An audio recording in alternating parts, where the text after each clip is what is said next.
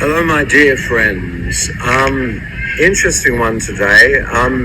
There's a guy in America, and his name's Sean Graham, and he has set himself the interesting task of trying to review all of my solo and collaborations and the church, I believe, on YouTube. You are watching The Steve Kilbey Show with Sean Graham. Hello everybody, welcome back to another episode of The Steve Kilbey Show. I'm your host Sean, and we're back with the wheel. So we're kind of still getting through the 80s church only right now, based on a recommendation of a viewer. So thank you for that. And we only have a few left on the wheel. I've kind of not filled in the rest of it. So we'll be talking about one of the few remaining things today. Let's spin that wheel, see what we get.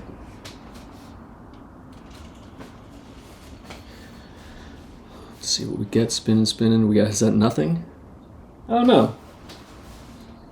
We got remote luxury. Beautiful. So, remote luxury. Let's find that. Well, the bad news is I don't have a physical copy of Remote Luxury, the album, which is a compilation album from 1984, and I also don't have the EPs, Remote Luxury EP and Persia EP, that made up the Remote Luxury actual release. However, great news is I have images. So this is what Remote Luxury that we're talking about today. We're going to talk about it all, but Remote Luxury, I just printed this photo here. So this is the album, and this is a photo of Karen Jansen, who was dating Steve at the time. This album itself came out in 1984, Remote Luxury. Again, that is a compilation album that was a mix of these two EPs. So this is the first one that came out here, and this was also called Remote Luxury, but an EP with 5 songs. And then another EP here, which was Persia, that came out after that also had 5 songs. These 10 songs make up the Remote Luxury album, which again is a little bit of a compilation album, I suppose you would call it. So this one, Remote Luxury, the EP came out in February of 84. It was recorded in late 83. Again, we're still at 301 Studios in Sydney. So we're at 301 Studios in Sydney recording both of these EPs material. This album, artwork and photos, was all by the same person. It was Kim Sandman, and this again is Karen Jansen right here as well on the Persia EP. Yeah, and she's on the cover here as well of the Remote Luxury album. And then on the back here, this is what the back of the Remote Luxury EP looked like. You got the regular crew. This is the church in the 80s right there.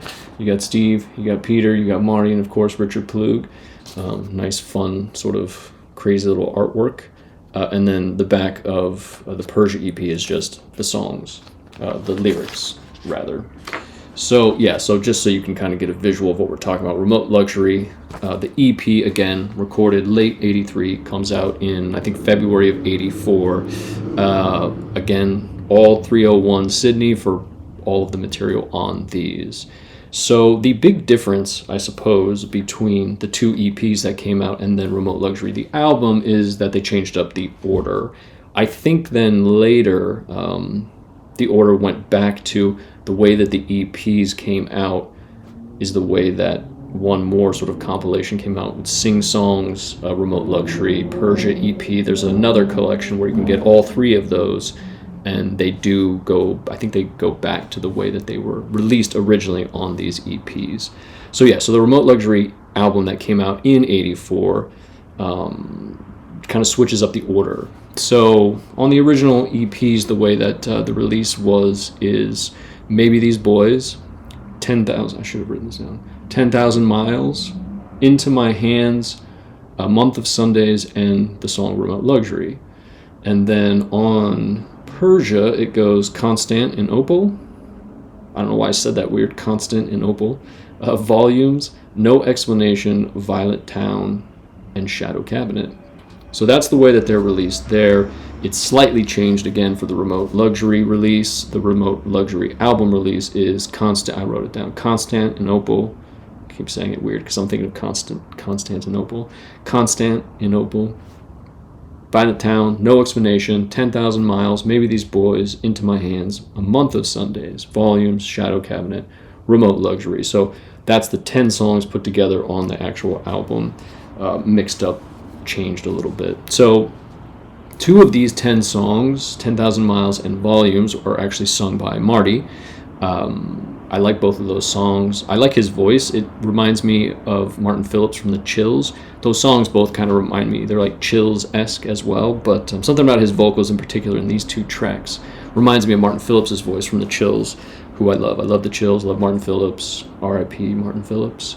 Funny that Martin and Marty, but those are both really good songs. Kind of some standouts.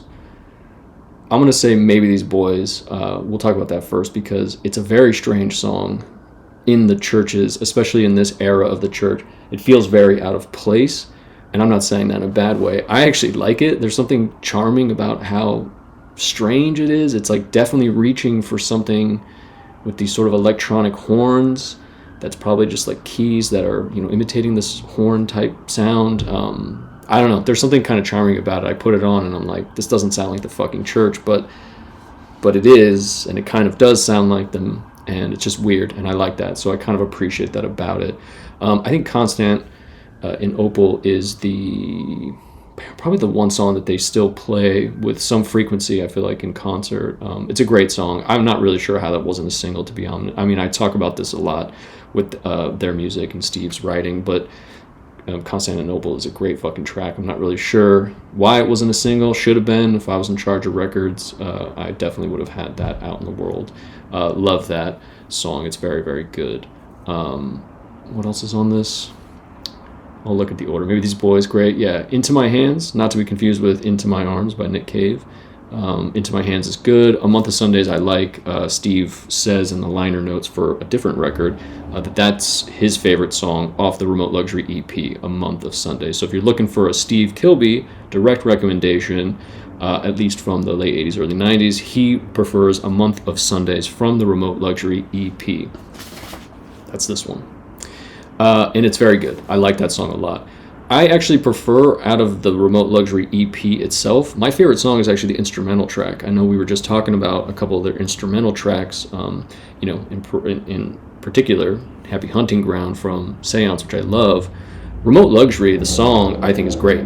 I think that it's kind of a shame, unless they did, that they didn't record, maybe it was not in at the time in a way that it is now. I mean, surely it was. Tangerine Dream, other artists kind of did do soundtrack work, but the church, in my mind, with their sort of skill set, could have easily scored a movie very successfully, and I think it could have been really great in the 80s, just based on the instrumental work that they were doing. I love Remote Luxury. That song is fantastic. On the Persia EP, again, Constantinople is great. No Explanation. There's no explanation. Doom, doom. It's got a great riff. Love that song. Violent Town's great. Shadow Cabinet for me is the standout. I'm sure that probably anybody who listened to it might agree. Although Constantinople is like a more radio-friendly song potentially, but Shadow Cabinet is very good. Great riffs. It's also Steve's favorite song off the Persia EP.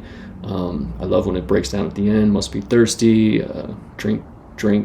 Sink, forget, right? Must be empty inside the shadow cabinet. So good. Love the last verse.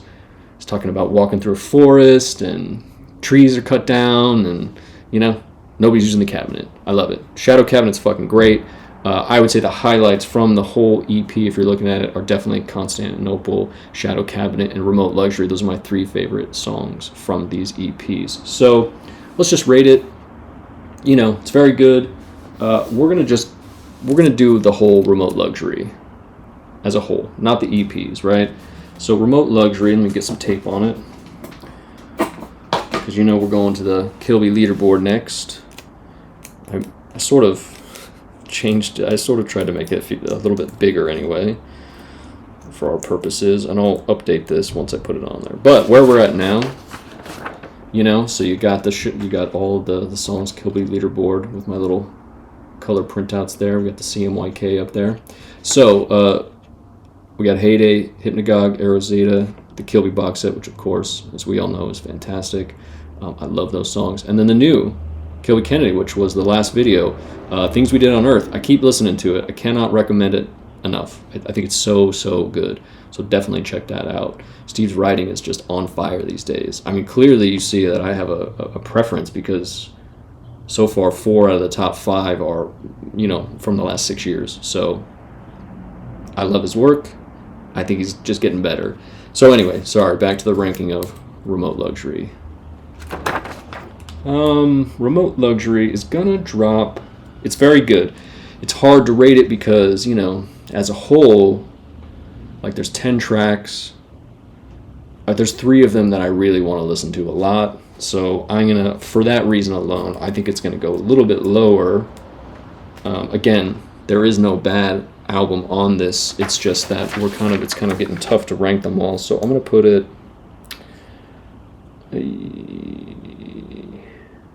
Yeah. This feels right. 1, 2, 3, 4, 5, 6, 7, 8, 9. It's gonna go number 10 right now. It's gonna drop right there in between Road to Tibabura, which I love, and every time I throw it back on, I love it. It's just so good. And in between that and the Jack Frost box set, which is really good. Again, putting those together. So we'll be back with another video soon. We're knocking these 80s off. There's only a few left now, I think. So we'll see what's next. We got a couple big ones I haven't spun on. Starfish, Blurred Crusade, and Hindsight are the last 3 80s things that we're going to cover. They're coming up next. Talk to you soon.